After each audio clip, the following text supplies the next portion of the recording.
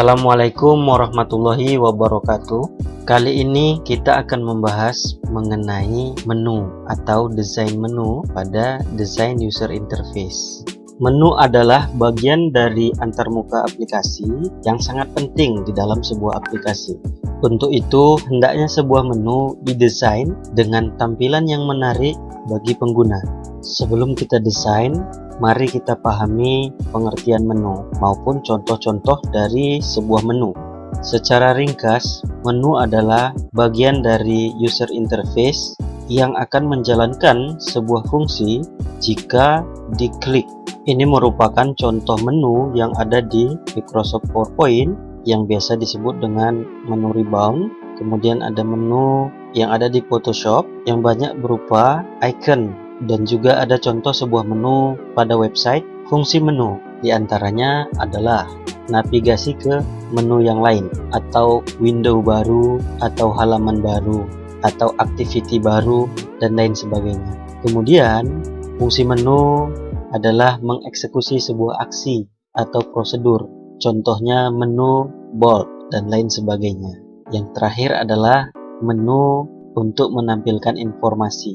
Isi menu, ada beberapa komponen yang biasanya terdapat pada menu. Yang pertama label atau teks, contohnya menu-menu ini, file, home, insert, berupa label atau teks. Kemudian gambar, tidak jarang gambar digunakan dalam sebuah menu, terutama menu utama. Kemudian ada icon, contohnya seperti ini, menu-menu yang menggunakan icon, dan juga konteks atau informasi yang menyertai menu tersebut. Ya, contohnya ini, konteksnya akan muncul. Tidak semua bagian ini digunakan bersamaan. Struktur menu. Seorang UI UX designer perlu memahami bagaimana aplikasi bekerja. Struktur menu mendefinisikan tingkat kendali pengguna dalam melaksanakan sebuah tugas. Ada beberapa struktur menu yang sudah terkenal, diantaranya single menu, atau menu-menu yang tidak berkaitan satu sama lain. Kemudian ada sequential linear menu, seperti ini contohnya, sebuah menu digrup-grupkan menurut klasifikasi tertentu. Kemudian ada simultan menu, kemudian ada hierarki menu, dan menu yang terhubung. Di antara semua ini yang sering kita jumpai diantaranya adalah single menu, kemudian ada menu yang hierarki. Menu hierarki ini sering kita jumpai di halaman website untuk menunjukkan informasi-informasi yang sifatnya terorganisir. Kemudian ada menu yang terhubung. Untuk mendesain sebuah menu, mari kita pelajari contoh-contohnya. Pada contoh kali ini ada menu tunggal. Ya, menu tunggal itu biasanya didesain dengan tambahan gambar dan label, masing-masing terpisah dan biasanya tidak berhubungan satu sama lain.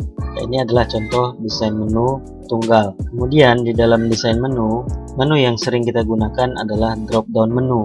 Drop down menu ini punya kelebihan dibanding menu tunggal, di mana lebih hemat dalam hal ruang layar. Kemudian ada switch menu. Jadi di dalam mendesain menu ada pilihan menu tunggal yang boros terhadap layar, kemudian ada drop down menu yang lebih hemat layar namun mengharuskan pengguna lebih teliti menggunakannya. Kemudian ada pilihan switch menu. Switch menu ini lebih efisien jika digunakan dengan syarat pilihan yang ada hanya dua pilihan. Terakhir, dalam mendesain menu ada gaya yang dinamakan toggle menu, adalah menu yang secara default tersembunyi. Biasanya dipanggil menggunakan icon bars seperti ini. Ketika diklik, maka menu yang tersembunyi ini akan muncul. Toggle menu ini biasanya digunakan di bagian menu sidebar, menu yang ada di sebelah kiri atau sebelah kanan, bukan menu yang di atas atau top menu. Gaya menu ini punya keistimewaan yaitu menghemat ruang pada layar. Ketika menu tidak dibutuhkan, maka menu auto hide dan layar dapat difungsikan secara maksimal. Baik, untuk latihannya, buatlah desain UI UX halaman menu utama sebuah produk aplikasi dengan Figma. Kemudian berikan pendapat Anda mengenai prinsip dalam mendesain menu. Yang terakhir, berikan contoh gaya menu yang populer saat ini. Terima kasih sudah menonton video ini. Lebih dan kurang saya mohon maaf. Saya tutup. Wassalamualaikum warahmatullahi wabarakatuh.